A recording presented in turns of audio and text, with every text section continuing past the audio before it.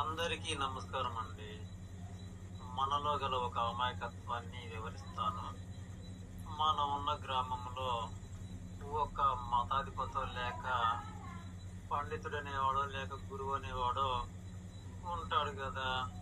ఇక మనమందరము కూడాను మన యొక్క జీవన విధానంలో ఏవైనా కష్టాలు, సుఖాలు, ఇతర తతంగాలు ఖచ్చితంగా ప్రతి వారికి వస్తుంటాయి కనుక ఆయా సమస్యలను పట్టుకొని ఇక మనము ఆ గురువు వద్దకు వెళ్ళి వివరిస్తాము. ఇక ఆ గురువు గారి ఆధీనంలో దేవుడు అనేవాడు ఉంటాడని, ఇక తాను మనకు కలిగిన ఆ కష్ట సుఖాలు ఆ దేవుడికి తెలియజేస్తాడని, ఆ విధంగా మన కష్ట సుఖాలు తొలగిపోతాయని, ఇట్టి ఆనవాయితీగా మనము తరతరాల నుండి కదిలి వస్తున్నాం. ఇందున ఎంతవరకు నిజముందో నాటి నుంచి నేటి వరకు తెలుసుకున్నవాడే లేడు. తాను మన సమస్యను దేవుడు చెబుతుంటాడు, ఇక ఆ దేవుడు ఆ సమస్యను పరిష్కరిస్తూ ఉన్నాడు. ఇది మన యొక్క అధోగతి ఆనవాయితీ. అలాగే దానికి వ్యతిరేకమైన వారిని కూడాను మనము మన ఊర్లో ఎంచుకుంటాము.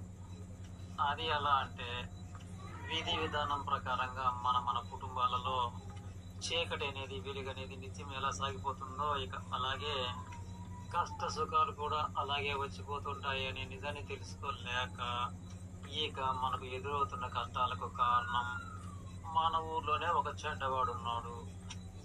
అట్టివాడి ఆధీనంలో భూతాలు ఉంటాయి. వాడు చెప్పినట్లు ఆ భూతాలు వింటాయి.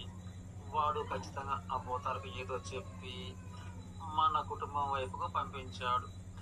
ఇది ఖచ్చితంగా 100% నిజమే అనుకొని గాఢ జ్ఞానాంధకారముతో పూర్తిగా నమ్ముతూ ఉంటారు.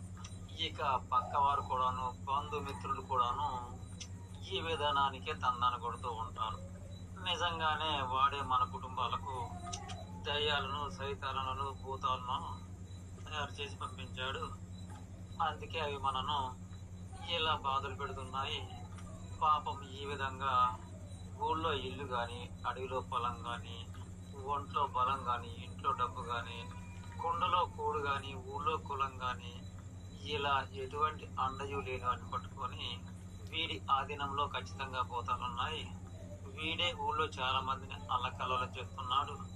ఈ విధమైన గాఢ జ్ఞానాంధకారంతో దగ్గొచ్చినా, తుమ్మొచ్చినా, పడిశం పట్టినా, కోడి గుడ్డు పెట్టకపోయినా, కుక్క ఇంటికి రాకపోయినా, ఆవు పాలు ఇవ్వకపోయినా, బర్రె ఇంటికి రాకపోయినా, ముసలోళ్ళు చనిపోయినా, వయసు వాళ్ళకి పెళ్లిళ్ళు కాకపోయినా, ఇలా ఏది జరిగినా సరే ఖచ్చితంగా వాడే దయ్యాన్ని పంపించాడు, శాతపడి చేశాడు అంటూ ఈ విధంగా మన మానవాళిలో 99% కన్నా పైవారే ఇలా ప్రతి ఊర్లో కూడాను ఒకరి ఆధీనంలో దేవుడు ఉన్నాడని, అలాగే మరొకరి ఆధీనంలో దెయ్యాలు ఉన్నాయని, ఈ విధానాన్ని చిన్నలు, పెద్దలు, వృద్ధులు, ఆడ మగ, చదువుకున్న వారు, చదువు లేని వారు, ఇలా ప్రతి ఒక్కరూ నమ్ముతున్న ఇటువంటి గాఢ జ్ఞానాంధకార వ్యవస్థలో మనము ఈదుతున్నాము.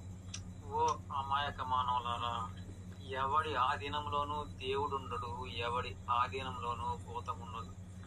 ఇది మీలో గల గాఢ జ్ఞానాంధకారము తరతరాల ఆనవాయితీగా అలనాడు ఎవడో ఒక లుచ్చా వెధవ అనేవాడు ఇటువంటి మానసిక రుగ్మతులని సృష్టించి ఈ మన వ్యవస్థ మీద చల్లాడు.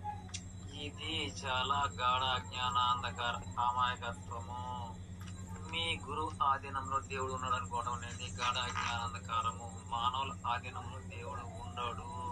అలాగే ఏ దిక్కు లేని కుల బలము, ధనబలం లేని అమాయకుల ఆధీనములో అలాగే భూతాలు ఉంటాయనుకోవడం కూడాను గాఢ జ్ఞానాంధకారమే. మిమ్ములను మూర్ఖులు అనాలంటే బాధ అనిపిస్తుంది, కానీ ఇది మూర్ఖత్వపు ఆలోచనే. మానవుడి ఆధీనంలో దేవుడు ఉండడు, దెయ్యం ఉండదు. అనంత విశ్వానికి అధిపతి ఒక్కడే ఉంటాడు. కోటి కోట్ల గ్రహాలతో పాటు మన భూగోళానికి కూడా తానే ఉన్నాడు. మీ విధి విధానం ప్రకారం కష్ట సుఖాలు వస్తాయి. ప్రతి నిత్యము పగలు రాత్రులు వస్తున్నది నిజమే కదా. మీ గురువు గారేమో పగలు రప్పిస్తున్నాడు, అలాగే మీ పగవాడేమో రాత్రి నడిపిస్తున్నాడా?